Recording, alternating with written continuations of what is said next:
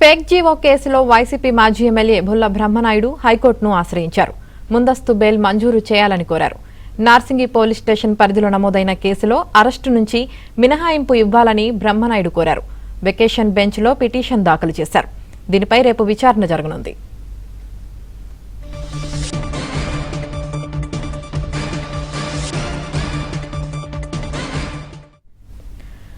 Fake GO కేసులో YCP మాజీ MLA భుల్ల Brahmanaidu హైకోర్టును ఆశ్రయించారు. ఇక దీనికి సంబంధించి పూర్తి సమాచారం మా ప్రతినిధి ప్రవీణ్ అందిస్తారు. ప్రవీణ్,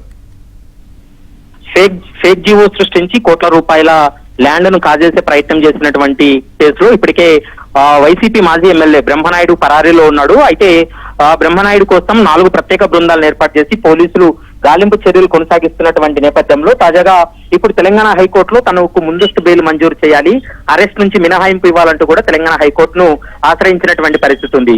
ఎందుకంటే ఇప్పుడు వేసవి సెలవులు ఉన్నటువంటి నేపథ్యంలో వెకేషన్ బెంచ్లు మాత్రమే తెలంగాణ హైకోర్టులో నడుస్తున్నాయి. ఈ వెకేషన్ బెంచ్ లో తనకు ముందస్తు బెయిల్ మంజూరు చేయాలంటూ కూడా పిటిషన్ దాఖలు చేయడం జరిగింది. దాన్ని తెలంగాణ హైకోర్టు పరిగణలోకి తీసుకుంది. రేపు ఉదయం 10:30 ఈ పిటిషన్ పైన వాదనలు కొనసాగేటువంటి అవకాశం ఉంటుంది. ఇప్పటికే బ్రహ్మనాయుడుతో పాటు మొత్తం ఈ కేసులో 10 మంది పైన కేసు నమోదైంది.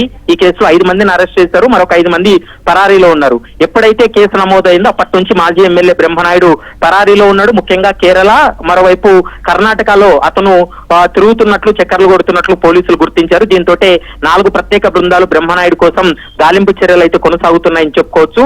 మరి రేపు జరగబోయేటువంటి వాదనల తర్వాత తెలంగాణ హైకోర్టు ముందస్తు బెయిల్ మంజూరు చేయబోతుందా, లేకుంటే పోలీసు యొక్క వాదనలకు ఏకీభవించి ఆ పిటిషన్ డిస్మిస్ చేస్తుందా అనేది మాత్రం రేపు ఒక క్లారిటీ వచ్చేటువంటి అవకాశం అయితే కనపడుతుంది. ప్రస్తుతం అయితే మాత్రం మాజీ ఎమ్మెల్యే బ్రహ్మనాయుడు కోసం అయితే పోలీసులు గాలింపు చర్యలు అయితే కొనసాగుతున్నాయని చెప్పుకోవచ్చు. ఆమెని రైట్. Thank you Praveen.